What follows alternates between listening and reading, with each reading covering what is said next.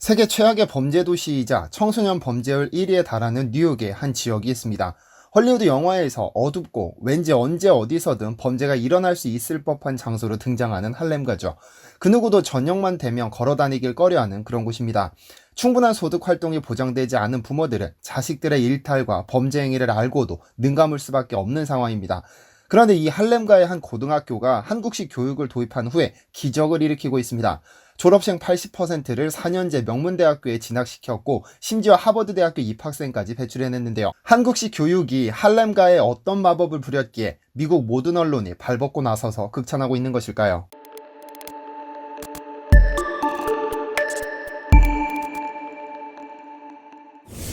안녕하세요, 디스멘터리입니다.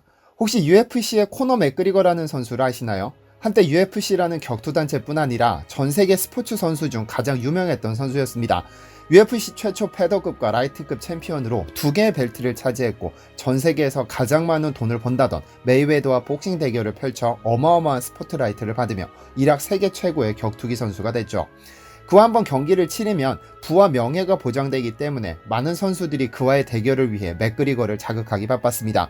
그랬던 맥그리거 선수가 라이트급의 절대 강자라던 챔피언 하빕에게 초크로 패배하면서 그의 상품 가치가 떨어지나 했었는데 그의 상품성은 여전했습니다.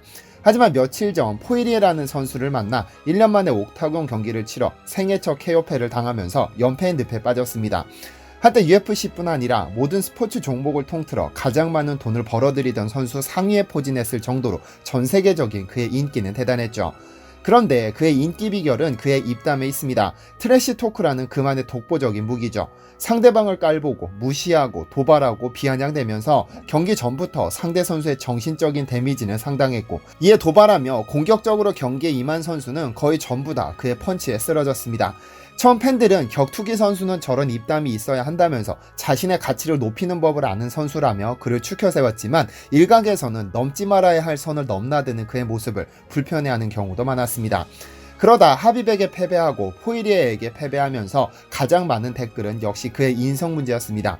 처음에는 흥미를 이끌던 그 트래시 토크가 상대방을 모욕하고 아내 또는 그 부모를 욕보이면서 가정교육도 받지 못한 인성 쓰레기라며 꼴 좋다며 그의 추락을 반겼습니다.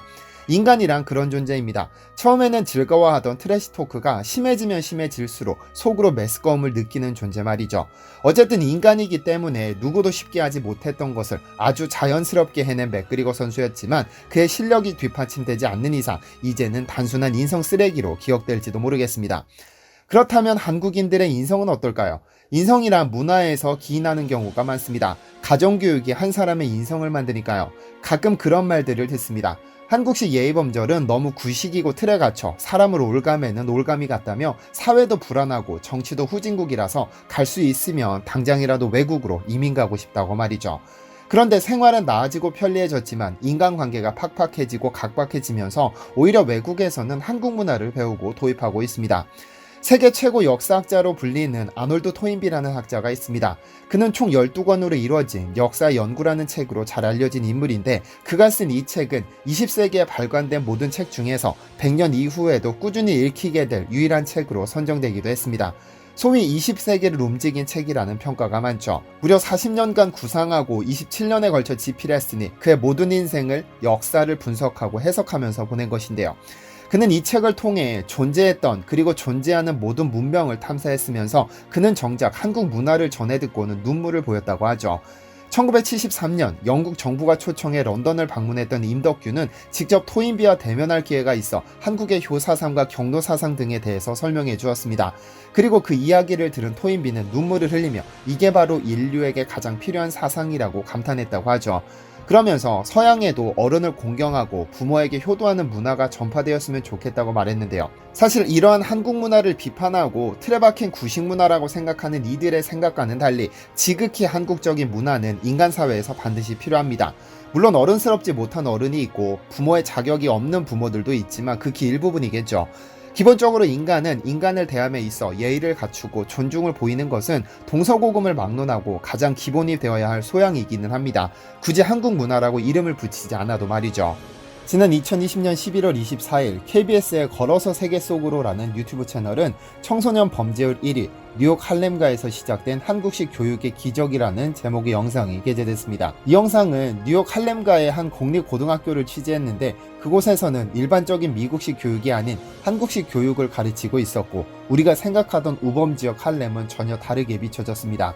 뉴욕의 북쪽에 위치한 할렘가는 미국 식민지 개척 초기 뉴욕에 자리 잡았던 네덜란드 이주민들이 거주하던 지역이었습니다. 하지만 잘못된 주택 정책으로 인해 주택이 과다하게 공급되면서 집값이 폭락하면서 흑인들이 급속도로 몰려들었습니다.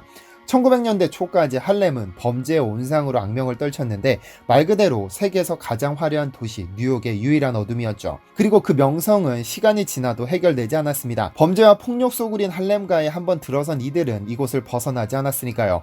미국 내에서 교육 수준 최하위권, 청소년 범죄율 1위, 가장 가난한 거주지역 중 하나로 알려진 이 할렘가가 최근 한 남자에 의해 변하고 있어 미국 사회의 주목을 받고 있는데요. 데모크라시 프레 공립고등학교는 세스 앤드류라는 남자가 설립한 학교입니다. 앤드류는 2006년 한국에서 원어민 교사로 재직했었는데 이 경험을 바탕으로 이 학교에 한국어 교육을 정규과정으로 포함시켰습니다. 매일 아침 학교 정문에서 학생들은 선생님을 보면 안녕하세요 라고 한국어로 인사하고 학생들의 복장을 검사하는 선생님들은 철저하게 아이들 한 명 한 명을 관찰해 인사를 건넵니다. 재학생의 100%가 흑인과 불법 이민자 출신의 히스패닉 가정의 아이들이었고 그중 80%는 저소득층인 이 학교에서 사실 멀쩡히 사고치지 않고 졸업만 해주면 그것으로 감사할 따름이었습니다. 그런데 앤드류가 한국식 교육을 주입하기로 결정하고는 학교가 달라졌습니다.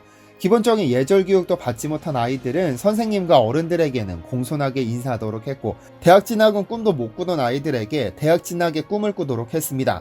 재학생 100%가 예일대, 프린스턴대, 브라운대 등을 포함해 미국의 4년제 대학에 진학했고 2016년에는 하버드 합격자를 배출하기도 하는 등 소위 미국 사회에서 기적을 만들어내고 있습니다. 이 학교는 뉴욕시가 개최한 학업 성취도 평가에서 뉴욕 8학군이라 불리는 명문 학군보다 높은 학업 성취도를 기록했고 최우수 성적을 달성하기도 했죠.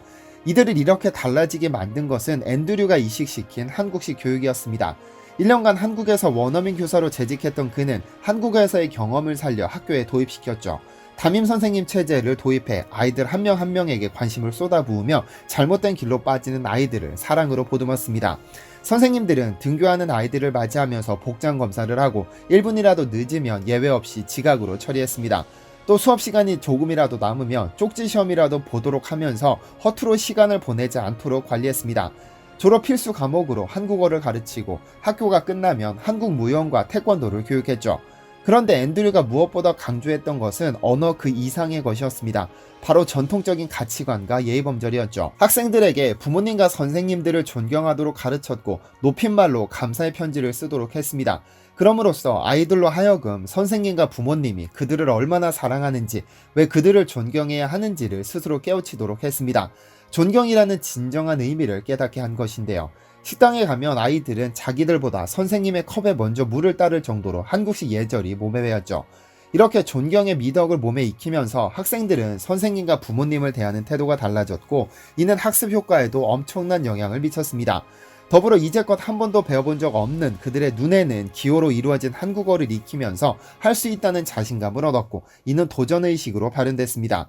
이 고등학교에서는 의무적으로 3년 동안 한국어를 배워야 하고 한국 무용과 같은 한국 문화 과목을 패스해야 졸업할 자격이 주어진다고 하죠. 이 학교의 모토는 열심히 공부해서 대학에 진학해 세상을 바꾸자로 정했다고 하는데요. 한국에서는 대학교 진학하는 것이 뭐 그리 대수냐 생각할 수 있겠지만 이 아이들의 배경 환경을 보면 전혀 대수가 아닙니다.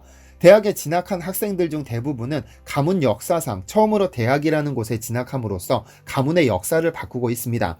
이 아이들이 열심히 노력해 중요한 위치로 올라서면 빈곤층의 고충을 충분히 이해하고 있기 때문에 그들을 위한 정책이나 행동들이 일어나게 될 것이고 그렇게 세상이 바뀌는 것이죠. 그만큼 엄청난 일들이 벌어지고 있는 것입니다. 현재 데모크라시 프랩은 미국 내 19개 초중고등학교 연합체로 성장해 부여하지 않은 곳에만 설립해 교육하고 있어 미국 내 관심이 상당히 높다고 합니다. 이 학교를 설립한 세스 앤드류는 오바마 대통령 시절 이 모델을 기초로 교육 자문을 맡을 정도로 인정받았었는데 정작 앤드류가 인정하는 최고의 재산은 바로 한국인 이정진 선생님입니다. 앤드류가 학교를 설립했다면 이정진 선생님은 학교 운영을 위한 모든 프로그램을 고안해냈다고 하죠. 그리고 그런 프로그램이 운영되기 시작하면서 이 학교는 모든 과목이 할렘가뿐 아니라 뉴욕 8학군보다 월등히 우수한 성적을 내기 시작했다고 하죠. 그녀는 학생들이 누군가의 성공을 부러워하기보다 작은 것이라도 자신이 직접 무언가를 잃어보는 것이 더 중요하다고 말합니다. 자기가 성공해보며 100번의 가르침과 수천 개의 명언보다 자신에 대한 믿음이 강해지고 실패하더라도 성장에 대한 믿음을 주게 된다는 철학을 가지고 있습니다. 학생들 한 명 한 명이 대학 진학이라는 작은 성공을 시작으로 인생에서 큰 성공을 거둘 수 있게 되기를 간절히 바라는 그녀의 소원이 꼭 이뤄졌으면 좋겠습니다. 최악의 범죄 구역으로 꼽히던 할렘가를 최고 명문으로 변화시킨 한국 문화와 교육이 앞으로 얼마나 더 많은 아이들을 성공으로 이끌어 줄지 기대가 됩니다. 시청해주셔서 감사합니다.